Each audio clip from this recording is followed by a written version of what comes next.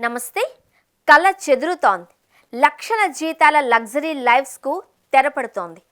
20 ఏళ్లు పనిచేసిన వారిని కూడా దయాదాక్షిణ్యాలు లేకుండా తొలగిస్తున్న పరిస్థితులు నెలకొన్నాయి. సాఫ్ట్వేర్ అంటే ఇప్పుడు ఒక ఉపద్రవంలా మారింది.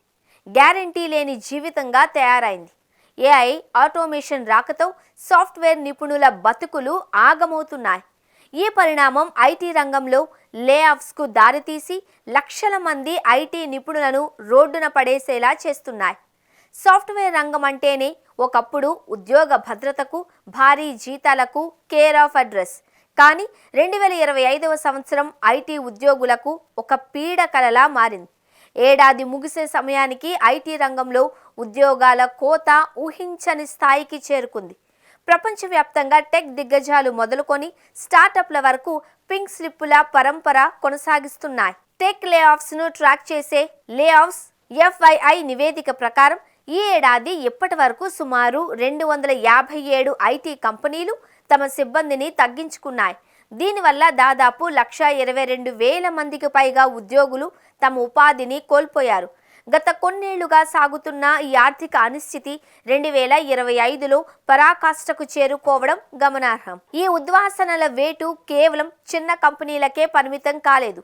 గ్లోబల్ మార్కెట్లో తిరుగులేని శక్తులుగా ఉన్న సంస్థలు కూడా ఖర్చుల తగ్గింపు పేరుతో ఉద్యోగులను ఇంటికి పంపిస్తున్నాయి.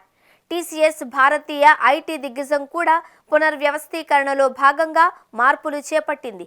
అమెజాన్, మైక్రోసాఫ్ట్ క్లౌడ్, ఈ-కామర్స్ రంగాలలో అగ్రగామిగా ఉన్న ఈ సంస్థలు కూడా వేల సంఖ్యలో ఉద్యోగ కోతలను ప్రకటించాయి. ఆర్టిఫిషియల్ ఇంటెలిజెన్స్, ఆటోమేషన్ రాకతో గతంలో మనుషులు చేసే అనేక రొటీన్ పనులను ఇప్పుడు సాఫ్ట్వేర్ ప్రోగ్రాంలే చేస్తున్నాయి. దీంతో మానవ వనరుల అవసరం తగ్గుతోంది. అంతర్జాతీయంగా పెరుగుతున్న ద్రవ్యోల్బణం, వడ్డీ రేట్లు, భౌగోళిక రాజకీయ ఉద్రిక్తతలు కంపెనీల లాభాలపై ప్రభావం చూపుతున్నాయి.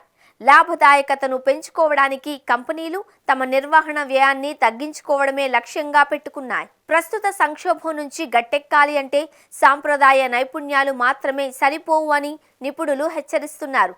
మారుతున్న కాలానికి అనుగుణంగా AI, machine learning, data science వంటి విభాగాలలో పట్టు సాధించాలి. డిజిటల్ భద్రతకు డిమాండ్ పెరుగుతున్న నేపథ్యంలో ఈ రంగంలో కొత్త అవకాశాలను వెతుక్కోవాలి. టెక్నాలజీ ప్రతిరోజు మారుతోంది కాబట్టి నిరంతరం నేర్చుకునే తత్వం ఉన్న వారికే భవిష్యత్తులో ఉద్యోగ భద్రత ఉంటుంది.